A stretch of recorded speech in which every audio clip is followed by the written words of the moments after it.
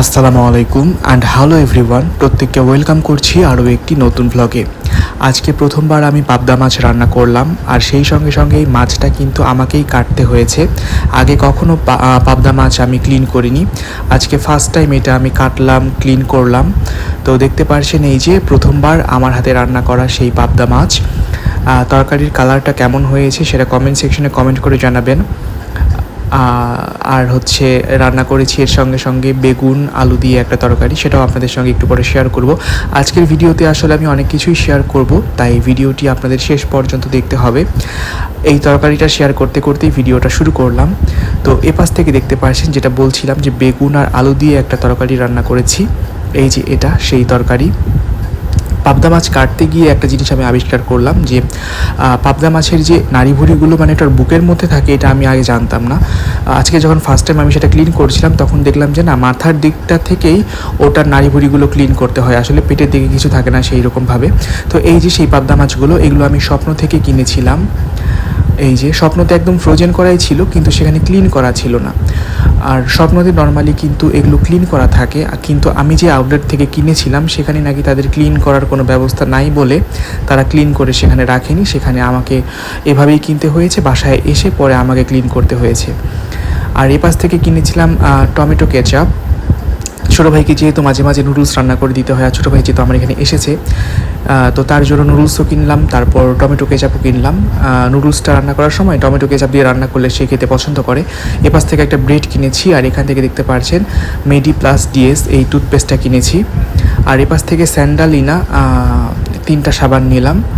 স্বপ্নতে 3টা একসঙ্গে নিলে একটা ডিসকাউন্ট চলছিল, তাই এই 3টা আমি একসাথে নিয়েছি। তো এই হলো বিষয়। ছোটো ভাই এসেছে, সে 3 দিনের জন্যই এসেছে। তার পরীক্ষার মাঝে একটা গ্যাপ, সেই গ্যাপের মধ্যে এসেছে, সে আবার চলে যাবে। তো এপাশ থেকে যে গুড নাইট লিকুইড, এটাও নিয়েছি, এটা শেষ হয়ে গিয়েছিল।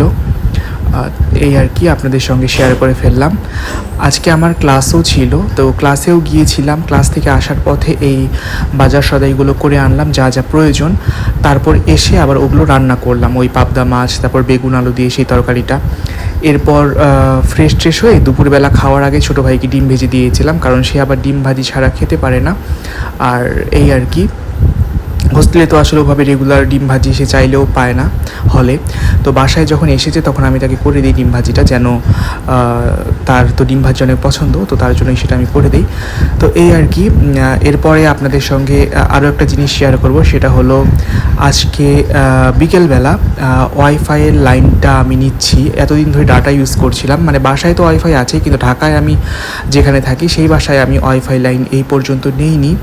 এতদিন ধরে মোবাইল ডাটা দিয়েই আমি চলছিলাম, আর মোবাইল ডাটা দিয়ে আসলে ওইভাবে সব কিছু করে ওঠা সম্ভব হয় না, যেহেতু আমি আপনাদের সঙ্গে ভ্লগগুলো শেয়ার করে থাকি। এগুলো আপলোড দিতে গেলে দেখা যায় ওই মোবাইল ডাটা দিয়ে এটা আপলোড হতে প্রায় 2-3 ঘন্টা সময় লেগে যায়।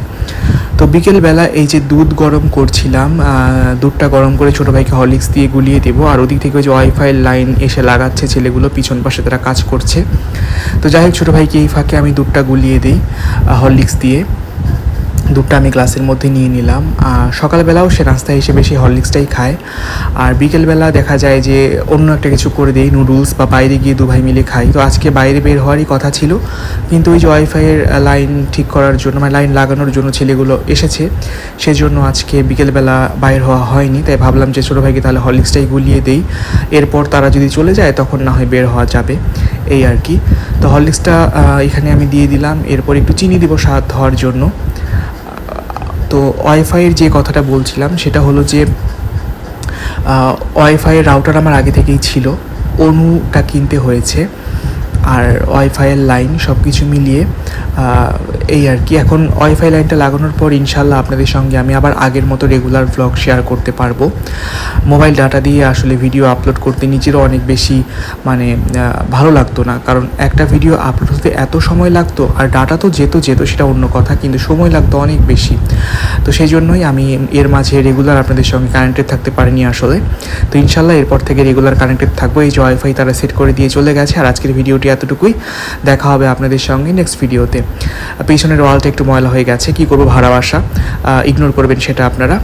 বাসায় তো আর হলে সেটা আমরা রং টং করে ঠিকঠাক করে নিতাম, কিন্তু ভাড়া বাসায় এখন যেমন আছে তেমনই, যতটুকু পরিষ্কার রাখা যায় তার মাঝে আর কি। তো ঠিক আছে বন্ধুরা, দেখা হচ্ছে আপনাদের সাথে নেক্সট ভিডিওতে। আজকের মতো তাহলে আল্লাহ হাফেজ, আসসালামু আলাইকুম।